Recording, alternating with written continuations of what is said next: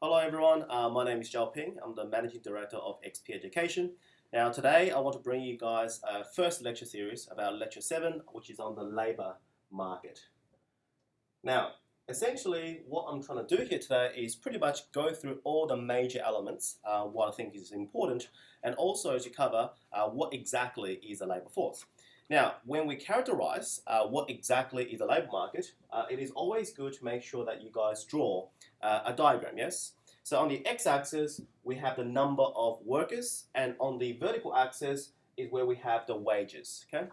Now, our labour supply is going to be upward sloping, and our labour demand is going to be downward sloping. Now, based on introductory micro, you probably think that the supply are actually the firms, but unfortunately, when we talk about the labour market, the labour supply is actually the workers, because it is the workers who actually supply the labours. Now, who demands the labour? Well, obviously, it must be the firms who is actually demanding for the labour.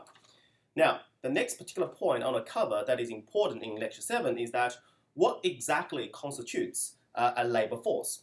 Well, a labour force is essentially the sum of both the employed and the unemployed.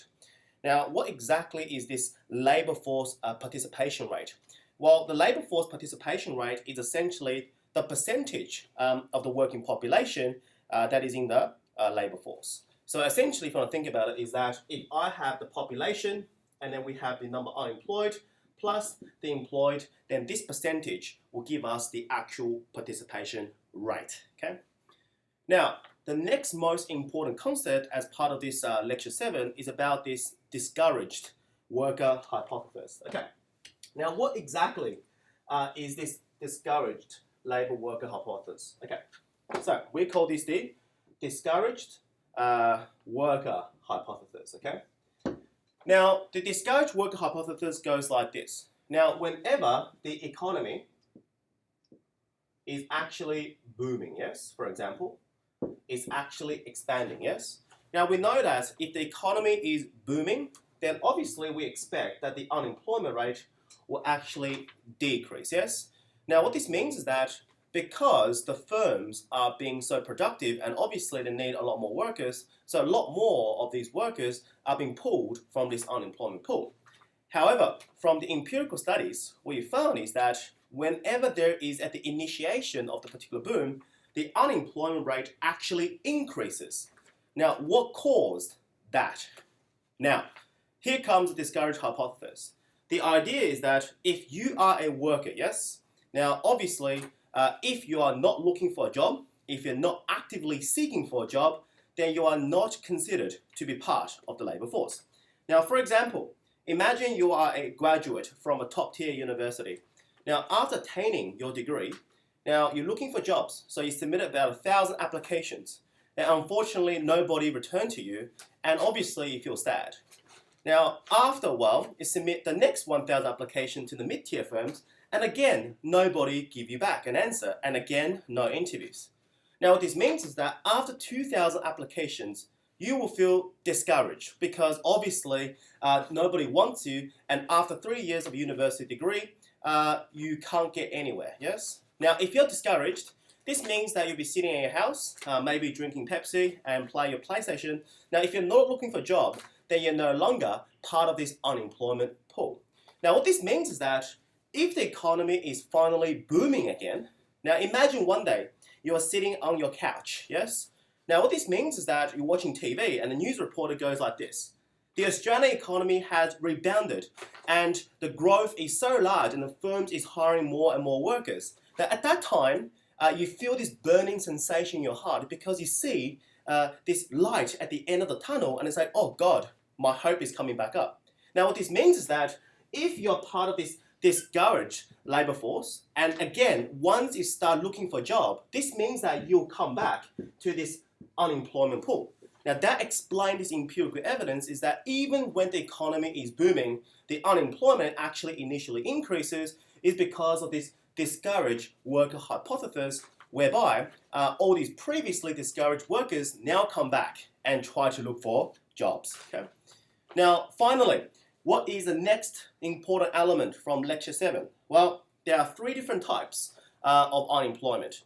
The The first type is what we call the frictional unemployment. Now, frictional unemployment is pretty much you are in the process looking for your next job, but you're not being matched up, yes? So you're again looking for next job, but obviously frictional unemployment is in the procedure, yes?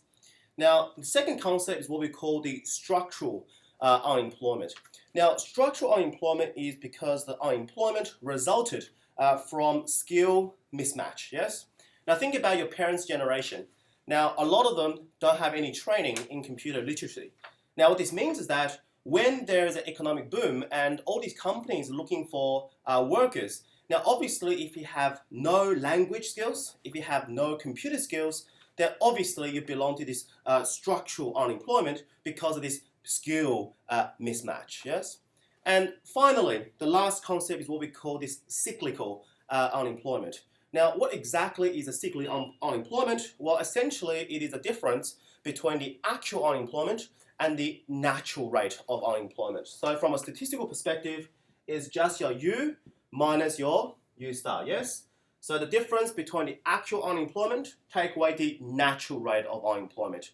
Now what this means is that cyclical unemployment will rise if there is what we call a recessionary gap or if there is what we call a expansionary gap.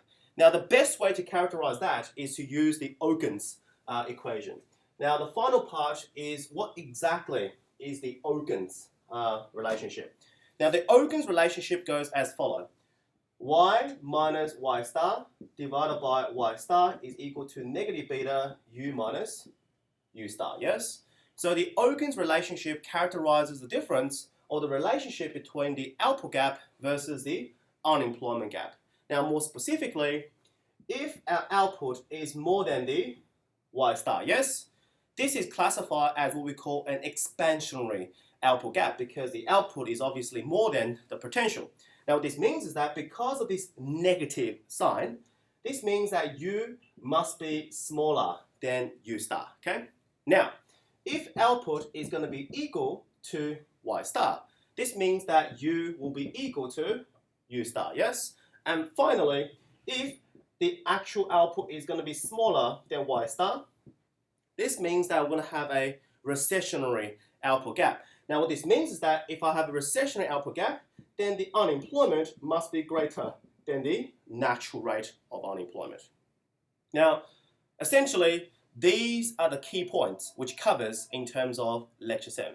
All right, thank you very much for watching and I appreciate your time. See you next time.